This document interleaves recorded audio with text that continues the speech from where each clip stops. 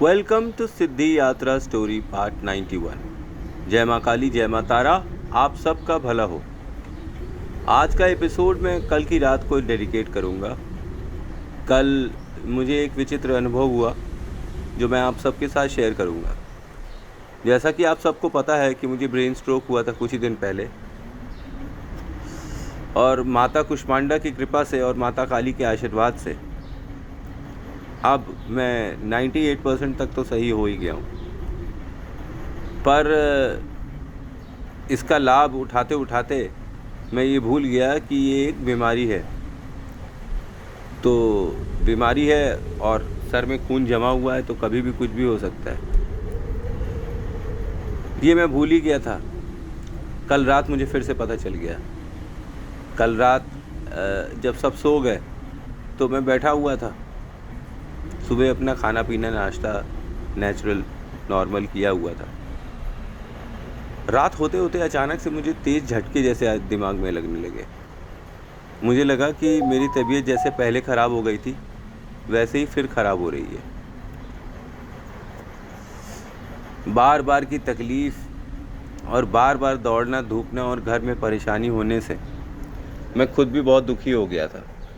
इसलिए मैंने रात में किसी को उठाना उचित नहीं समझा कि किसी को उठाकर बताऊं कि मुझे ये तकलीफ़ हो रही है, मेरे सर में झटके जैसे आ रहे हैं और पूरे बॉडी में एक बहुत ही तेज़ पेन हो रहा है।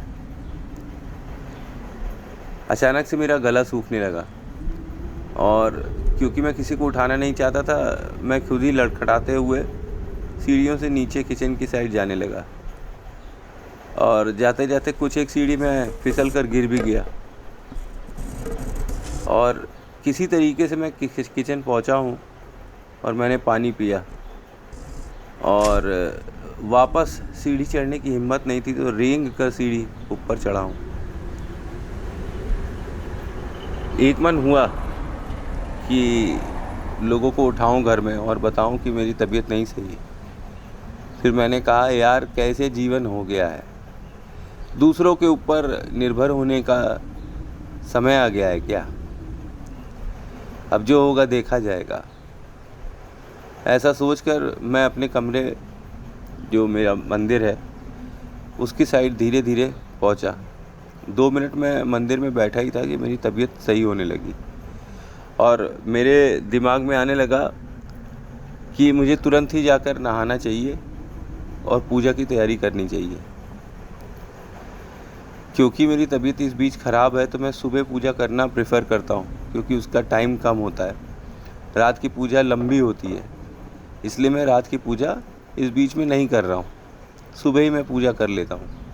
रात की पूजा मैं छोड़ देता हूँ, सोने की कोशिश करता हूँ, आराम लेता हूँ ताकि मेरी बॉडी परफेक्टली अच्छे से रिलैक्स हो जाए और रिकवर हो जाए।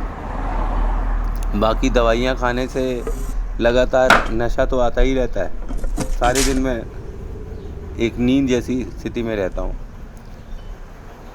ये जो बीमारी है ब्रेन स्ट्रोक, ये बहुत ही ख़तरनाक बीमारी है। इसके अंदर जो दवा डॉक्टर देते हैं, इससे आदमी सोता ही रहता है। इसीलिए मैं सुबह ही पूजा कर ले रहा था। अब इधर रात में तबीयत अचानक से बहुत ज़्यादा ख़राब हो गई।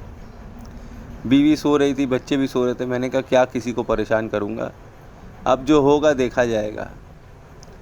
कह के माता काली के पास मैं पहुंच गया तो माता काली ने रात में बड़ी प्रेरणा दी और फटाफट मैंने 3 बजे रात में नहाया धोया और ध्यान करने और पूजा पाठ करने बैठ गया। अब रात की माला मैंने जाप करी है तो मैं आपको ये अनुभव बताता हूँ कि मैं कल ध्यान कर रहा था तो मुझे लगातार ऐसा लग रहा था कि कोई स्त्री मेरे सामने आकर साक्षात बैठ गई है। जहाँ माता काली की मेरी मूर्ति है, जिसे मैं पूजा करता हूँ, वहाँ मुझे लग रहा था कि कोई औरत जैसी आकृति लगातार आसन लगाकर बैठ रही है और मुझे झटके आ रहे थे लगातार। कहाँ मैं कितनी ज़्यादा मालाएं और जाप करता था, तबीयत ख़राब होने की वजह से मेरी प्रैक्टिस थोड़ी सी छूट गई कि क्या हो गया पता नहीं। लेकिन कल मेरी हालत ऐसी टाइट हो गई थी कि माता की 11 माला करने में गुरु रक्षक और रुद्रमाला करने के पश्चात मेरी हालत टाइट हो गई और मुझे लगातार लग रहा था कि पीछे मेरी जो खिड़की है वहाँ पर भी कोई आ जा रहा है। लेकिन गुरु आज्ञा जैसे मैंने हमेशा से मानी है कि मैं जाप बीच में कभी नहीं छोड़ता हूँ, चाहे कुछ भी हो जाए। कल जाप करते करते मुझे ऐसा लग रहा था कि किसी तरह से मैं उठकर हट जाऊँ क्या।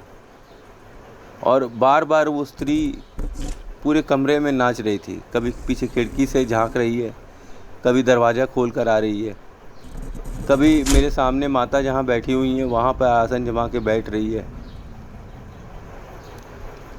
और ऐसा करते करते सुबह के 5 बज गए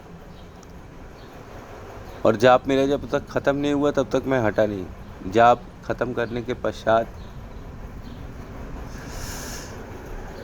जब मैं उठा तो जो रात में मुझे डिजीनेस आ रही थी, बेहोशी जैसी आ रही थी, वो ख़त्म हो चुकी थी और माता की कृपा से अब मेरी तबीयत बहुत ही सही लग रही है।